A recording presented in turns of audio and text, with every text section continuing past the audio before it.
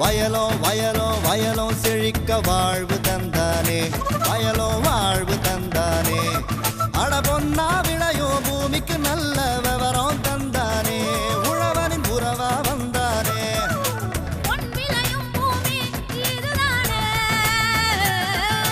வயலோ வயலோ வயலோ செழிக்க வாழ்வு தந்தானே, வயலோ வாழ்வு தந்தானே. அட பொன்னா விளையோ பூமிக்கு நல்ல விவரம் தந்தானே, உழவனின் உறவா வந்தானே. தந்தன தந்தன தன தந்தானே, மண்வள பொங்கிட துணை வந்தானே. தந்தன தந்தன தன தந்தானே, மண்வள பொங்கிட துணை வந்தானே. வணக்கம் வேளாண் பெருமக்களே, இன்றைய பொன் விளையும் பூமி நிகழ்ச்சியில் முதலில் வருவது வேளாண் செய்திகள், வேளாண் சந்தை நிலவரம், வேளாண் வானிலை.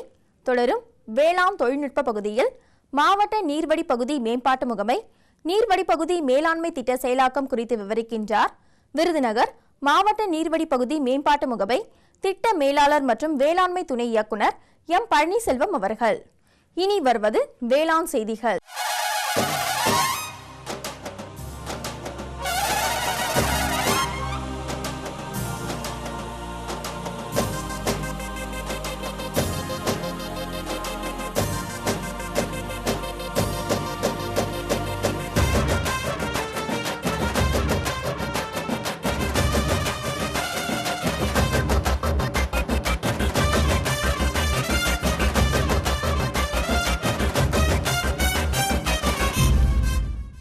வணக்கம். வேளாண் செய்திகள். முதலில் வருவது மாத்தி யோசிச்சேங்க. இலவச கறவை மாடு வளர்ப்பு மூலம் வெற்றி கண்ட சிவகங்கை மாவட்டம் காரைக்குடி தாலுகா சொக்கலிங்கபுதூர் கிராம வேளாண்மையாளர் எஸ் செண்பகம் அவர்கள் தரும் செய்தி. வேளாண் ஆலோசனை நேரத்தில் திருவள்ளூர், தருமபுரி மற்றும் விருதுநகர் மாவட்ட வேளாண்மையாளர்களுக்கான வேளாண் அறிவுரை. தொடர்ந்து வேளாண் சந்தையில் சேலம் மாவட்டம் சூரமங்கலம் உழவர் சந்தையில் காய்கறிகளின் இன்றைய விலை நிலவரம். கன்னியாகுமரி மாவட்டம் தோவாளை மலர் சந்தையில் வணிக மலர்களின் இன்றைய விலை நிலவரம். வேளாண் வானிலையில் காவிரி டெல்டா மண்டலத்திற்கான வேளாண் அறிவிக்கை, உழவர் மற்றும் மீனவர்களுக்கான வானிலை முன்னறிவிப்பு. விரிவான செய்திகள். மாத்தி யோசிச்சேங்க. இலவச கறவை மாடு வளர்ப்பு மூலம் வெற்றி கண்ட சிவகங்கை மாவட்டம் காரைக்குடி தாலுகா சொக்கலிங்கபுதூர் கிராம வேளாண்மையாளர் எஸ் செண்பகம். இவர் வேளாண்மை துறை மற்றும் கால்நடை பராமரிப்பு துறை மூலம் கறவை மாடு பெற்று அதன் மூலம் தனது வாழ்வாதாரத்தை உயர்த்தி கொண்ட தனது அனுபவங்களை நம்மிடம் கூற கேட்டபோது,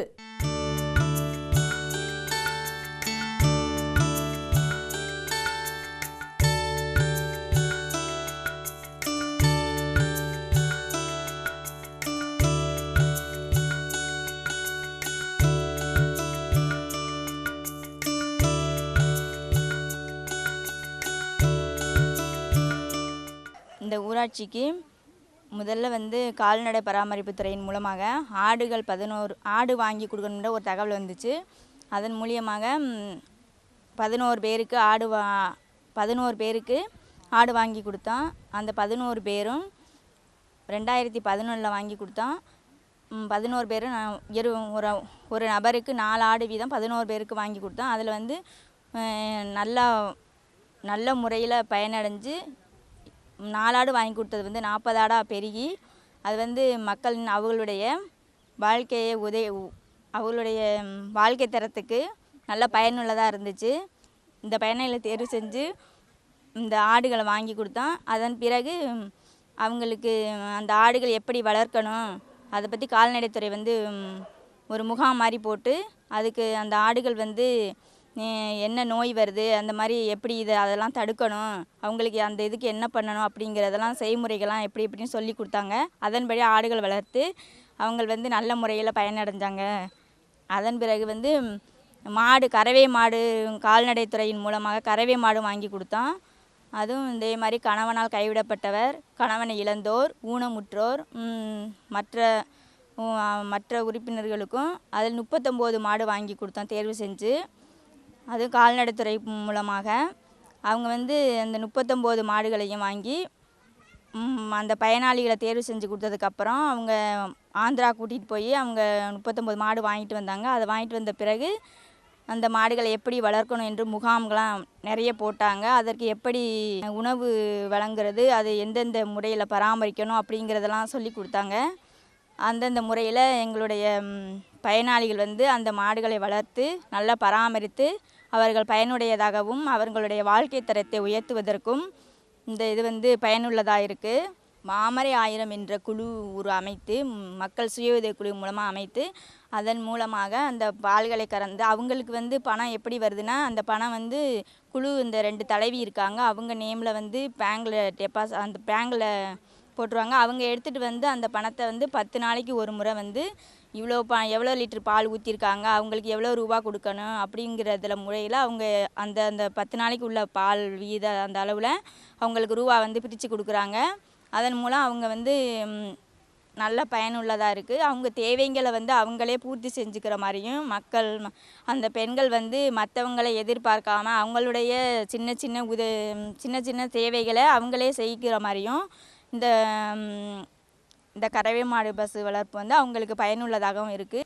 39 மாடுகள் வாங்கி கொடுத்தோம். அது வந்து ஒரு மாடு வந்து கண்ணுக்குட்டி போட்டு டபுள் ஆகியிருக்கு. இதனோட அவங்களுக்கு வந்து பயனுள்ளதாகவும் இருக்குது. மேலும் விவரம் பெற வேளாண்மையாளர் எஸ் செண்பகம் அவர்களை 09585195964 என்ற கைபேசி எண்ணில் தொடர்பு கொள்ளலாம். இனி வருவது வேளாண் ஆலோசனை நேரம்.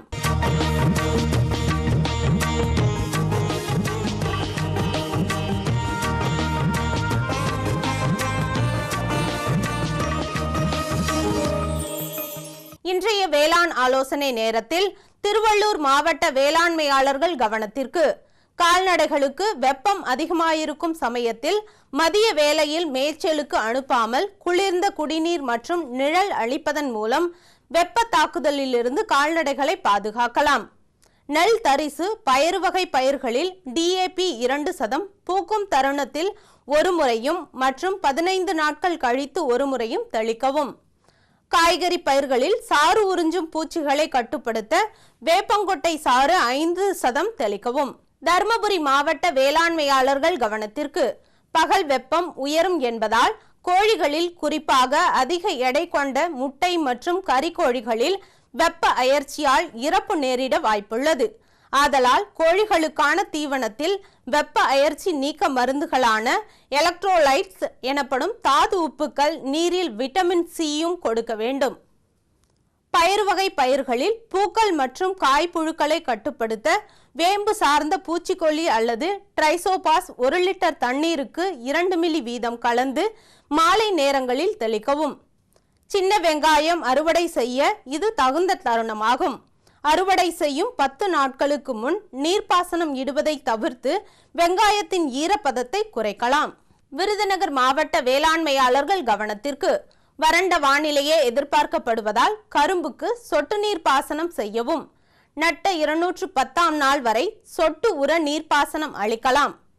ஒவ்வொரு முறையும் சொட்டு உர நீர்ப்பாசனம் அளிக்கும் போது 25 கிலோ தழைச்சத்து மற்றும் 8 கிலோ சாம்பல் சத்து என்ற அளவில் யூரியா மற்றும் வெள்ளை பொட்டாஷ் மூலமாக அளிக்கலாம். மாசிப்பட்டத்தில் விதைக்கப்படும் வெண்டையில் களைகளை கட்டுப்படுத்த களை முளைத்து வெளிவருவதற்கு முன்பு இடப்படும் களைக்கொல்லி ஆக்சிப்ளோர்பென் ஹெக்டருக்கு 0.15 கிலோ அல்லது ஃப்ளூக்ளோரலின் ஹெக்டருக்கு 1 கிலோ என்ற அளவில் விதைத்த 3ஆம் நாள் மண்ணில் ஈரப்பதம் இருக்கும்போது தெளிக்கவும். வறண்ட வானிலை எதிர்பார்க்கப்படுவதால் வாழை மரம் ஒன்றுக்கு 8 முதல் 10 லிட்டர் தண்ணீரை சொட்டு நீர் பாசனம் மூலம் அளிக்கலாம். விளம்பர இடைவேளைக்கு பிறகு வேளாண் செய்திகள் தொடரும்.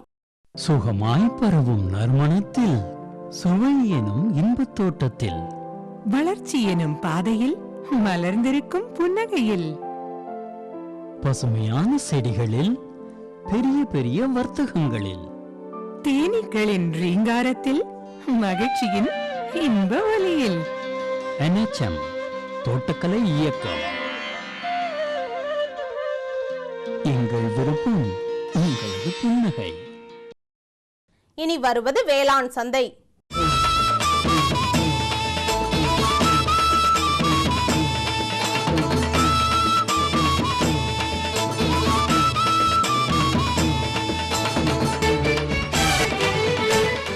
வேளாண் வேளாண் சந்தையில் சேலம் மாவட்டம் சூரமங்கலம் உழவர் சந்தையில் காய்கறிகளின் இன்றைய விலை நிலவரம். கத்தரிக்காய் 1 கிலோ 22 ரூபாய்க்கும், வெண்டைக்காய் 1 கிலோ 16 ரூபாய்க்கும், அவரைக்காய் 1 கிலோ 22 ரூபாய்க்கும், சின்ன வெங்காயம் 1 கிலோ 22 ரூபாய்க்கும், பெரிய வெங்காயம் 1 கிலோ 18 ரூபாய்க்கும், பச்சை மிளகாய் 1 கிலோ 34 ரூபாய்க்கும், தக்காளி 1 கிலோ 5 ரூபாய்க்கும், கறிவேப்பிலை 1 கிலோ 50 ரூபாய்க்கும், கொத்தமல்லி கட்டு 1 6 ரூபாய்க்கும், புதினா கட்டு 1 5 ரூபாய்க்கும் விற்பனை செய்யப்பட்டது. கன்னியாகுமரி மாவட்டம் தோவாளை மலர் சந்தையில் வணிக மலர்களின் இன்றைய விலை நிலவரம்.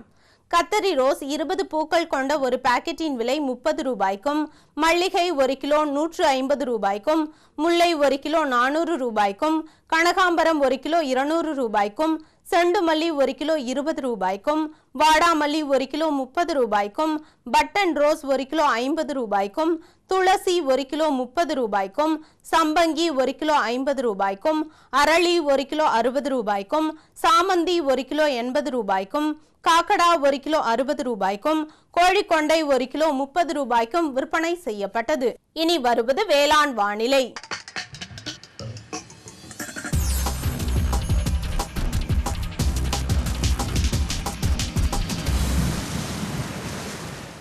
காவிரி டெல்டா மண்டல மாவட்டங்களான திருச்சி, பெரம்பலூர், கரூர், தஞ்சை, திருவாரூர், நாகப்பட்டினம், கடலூர், அரியலூர் ஆகிய மாவட்டங்களில் காற்றின் வெப்பநிலை அதிகபட்சமாக 32 டிகிரி செல்சியஸ் ஆகவும் குறைந்தபட்சமாக 21.6 டிகிரி செல்சியஸ் ஆகவும், காற்றின் ஒப்பு ஈரப்பதம் 59.6% காற்றின் வேகம் மணிக்கு 4.7 கிலோமீட்டர் ஆகவும், மண்ணின் ஈரப்பதம் 15 சென்டிமீட்டர் ஆழத்தில் 15% மண்ணின் வெப்பநிலை 15 சென்டிமீட்டர் ஆழத்தில் 32 டிகிரி செல்சியஸ் ஆகவும், மழையின் அளவு பதிவு இல்லை.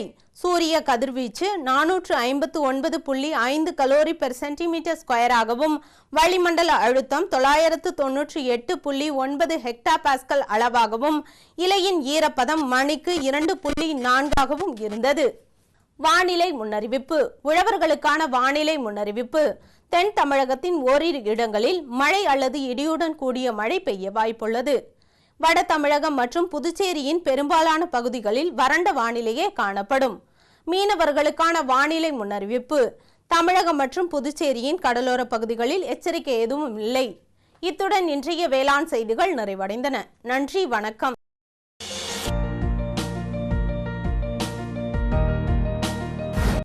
வேம்பு கலந்த யூரியா. சிறந்த உற்பத்திக்காக வேம்பு கலந்த யூரியா நம் நாட்டிலேயே 70 லட்சம் டன்னாக அதிகரிக்க 6 ஆலைகள் சீரமைக்கப்படுகின்றன. FCIL-இன் கோரக்பூர், சித்ரி, தல்ச்சர் மற்றும் ராமகுண்டம் ஆலைகள், HFCL-இன் பரௌனி மற்றும் BVFCL-இன் நாமருல் போர்ட் ஆகியன. பழம் நழுவி பாலில் விழுந்தது போல இப்பொழுது நம் நாட்டிலேயே வேம்பு கலந்த யூரியா உற்பத்தி செய்யப்படும். இதனால் விவசாயிகளுக்கு நன்மையே விளையும். 10% வரை தானிய உற்பத்தி அதிகரிக்கும்.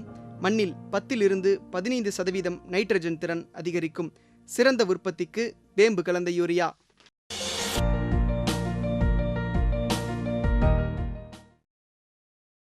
நமது பொதிகையில் வியாழந்தோறும் பிற்பகல் 12:05 முதல் 1 மணி வரை வேளாண் களம் நேரலை நிகழ்ச்சி.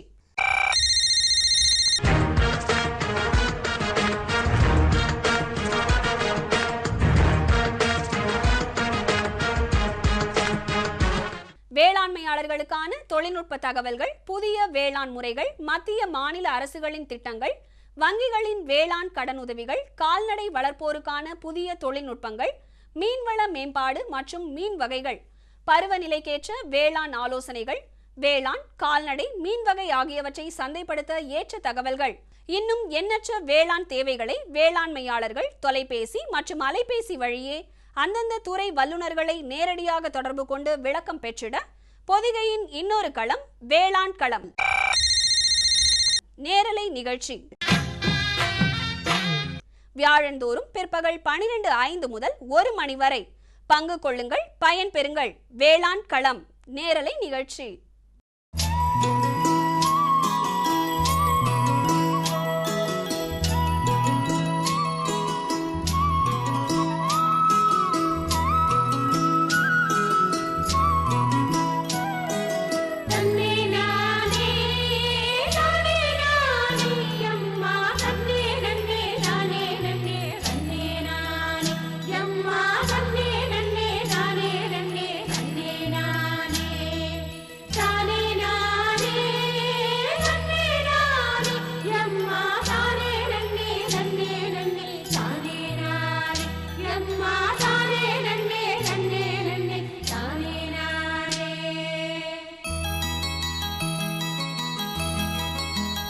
வேளாண்மை துறையின் மூலம் மத்திய மாநில அரசுகள் இணைந்து நிதி உதவியுடன் ஒருங்கிணைந்த நீர்வழி பகுதி மேலாண்மை திட்டம் செயல்படுத்தப்பட்டு வருகின்றது.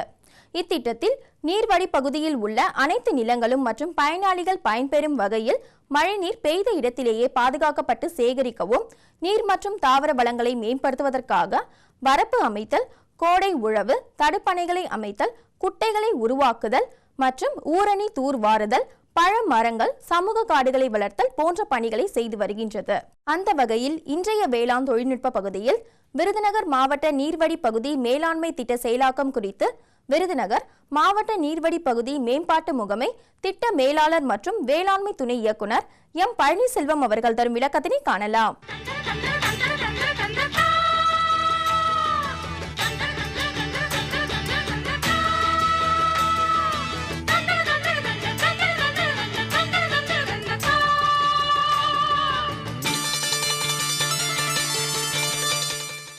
இந்த விருதுநகர் மாவட்ட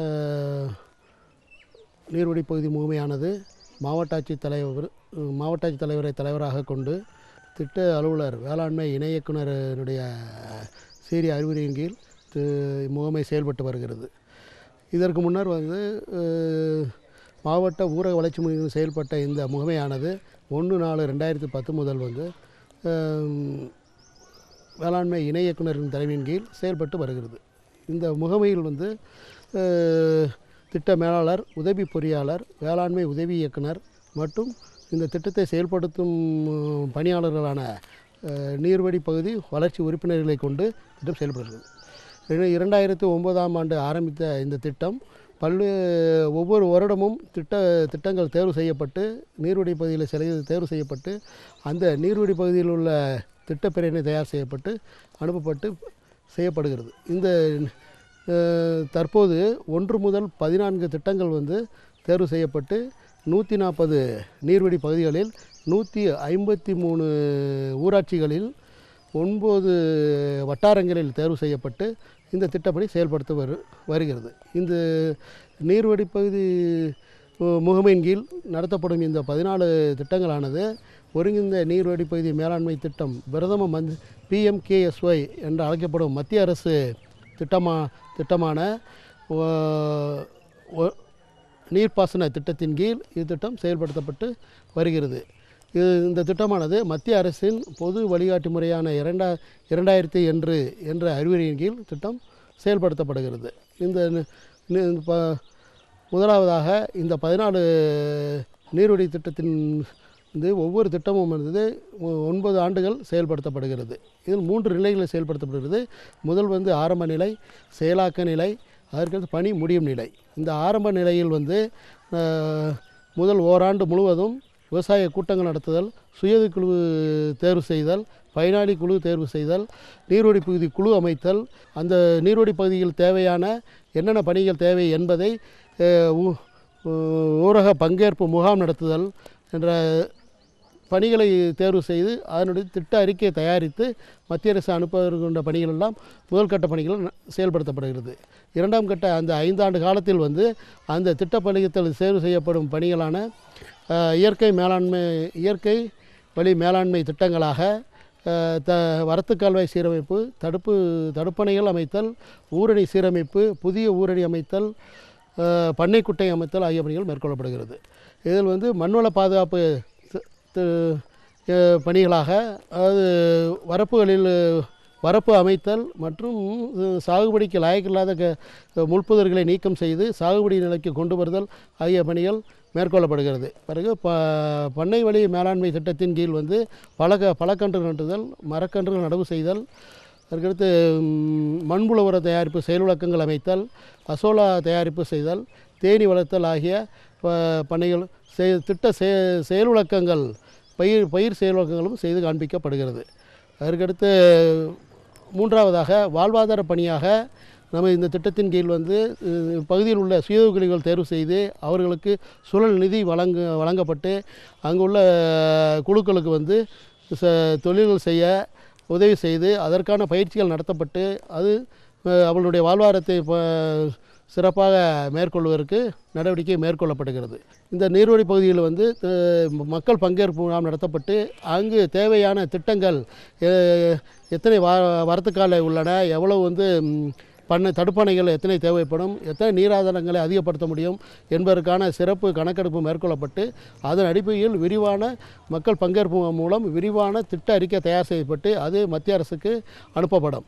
இது மத்திய அரசினுடைய ஒப்புதல் பெறப்பட்டு பிறகு மாவட்ட ஆட்சித்தலைவர் நிர்வாக அனுமதியும் பெறப்பட்டு அந்த திட்டங்கள் ஒவ்வொன்றாக செயல்முறைப்படுத்தப்பட்ட இந்த ஏற்கனவே தேர்வு செய்யப்பட்ட அந்த பயனாளிகள் குழுவின் சார்பாக இந்த பணிகள் மேற்கொள்ளப்படும். இந்த அவ்வப்போது போர்ப்பணிந்து மேற்கொள்ளும் பணியை வந்து இவ்வளவுத்தில் முகமையில் பணிபுரியும் உதவி பொறியாளர் கண்காணித்து அதனுடைய தரம் மற்றும் உறுதி செய்த பின்னரே இது வந்து திட்ட அனுமதி பெறப்பட்டு இதற்கு வந்து பணம் அதற்கான செலவு தொகை அனுமதிக்கப்படும். அதாக வாழ்வாதார பணிகளை மேற்கொள்ளும் போது அந்த பகுதியில் உள்ள என்ன தொழில் முனைவோர் செய்கிறார்கள் என்பதை கருத்தில் கொண்டு அந்த தொழிலுக்கான பயிற்சிக்கு வல்லுநர்களை வெளியிருந்து அழைத்து வந்து அவர்களுக்கு பயிற்சி நடத்தி செயல்படுது. பொதுவாக இப்போ நம்ம மாவட்டத்தில் எடுத்தப்பட்டு மட்டும் கால்நடை வளர்ப்பு சம்பந்தமான ஆடு மற்றும் கோழி வளர்த்தல், காளான் வளர்த்தல், தையல் இயந்திரம் செய்கிறதல், இந்த பட்டாசு தொழிலுக்கு தேவையான உபகரணங்கள் தயாரித்தல் போன்றவர்களுக்கு பயிற்சி நடத்தப்பட்டு அதுவும் வந்து இப்போது வந்து அவர்களுக்கு சுழல்நிதி வழங்கப்பட்டு வருகிறது. இதனுடைய ஒரு கட்டமாக இங்கே வந்து இந்த IWP 1 திட்டப்பகுதியில் வந்து நமது வந்து பெண் ஓட்டுநர்களுக்கு பயிற்சி அளிக்கப்பட்டு ஓட்டுநர்கள் வளர்ச்சி வழங்கப்பட்டு அது வந்து ஆட்டோ ஒரு வந்து மானியமாக வழங்கி அதுவும் தற்போது செயல்படுத்தப்பட்டு வருகிறது.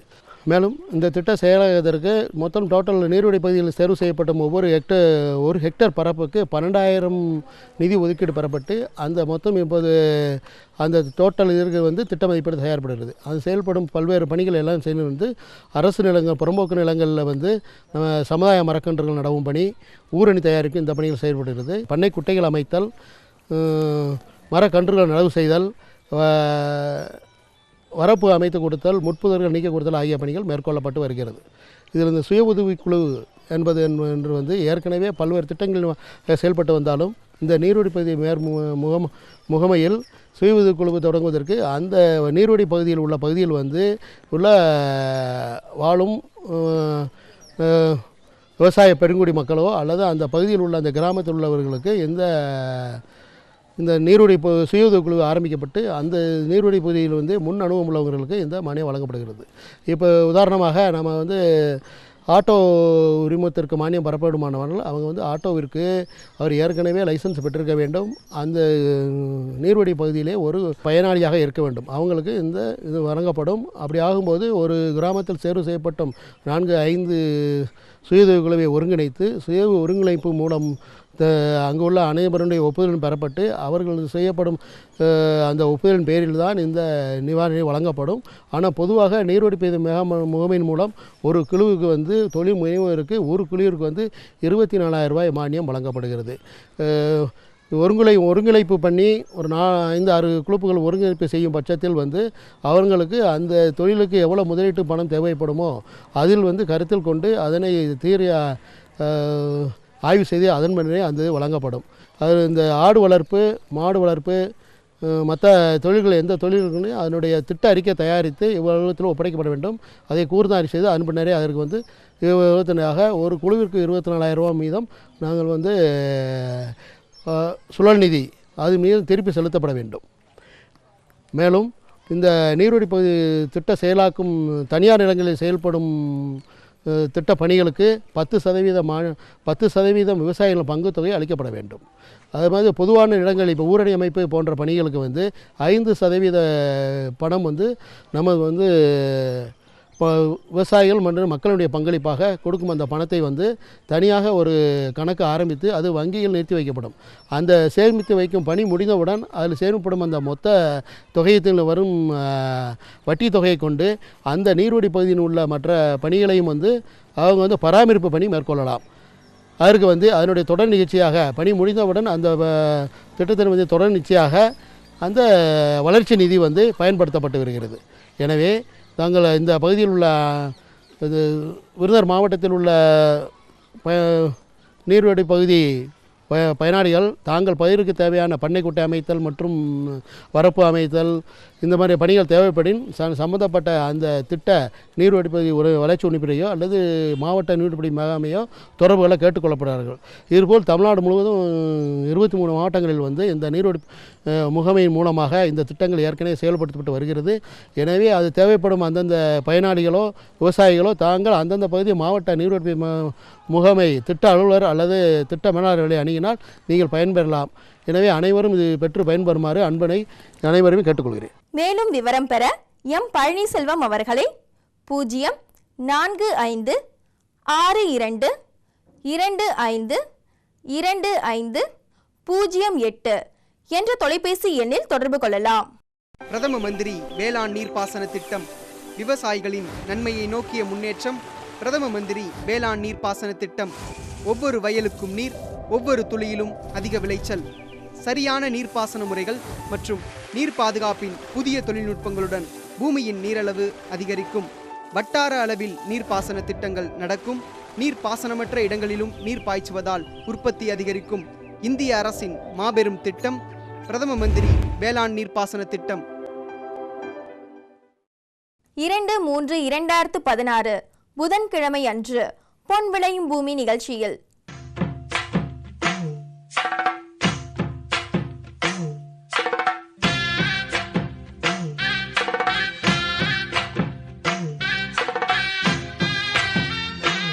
மாத்தி யோசிச்சேங்க. இலவச கறவை மாடு வளர்ப்பு மூலம் வெற்றி கண்ட சிவகங்கை மாவட்டம் காரைக்குடி தாலுகா சொக்கலிங்கபுதூர் கிராம வேளாண்மையாளர் ஏஎல் முத்து அவர்கள் தரும் செய்தி. வேளாண் ஆலோசனை நேரம்.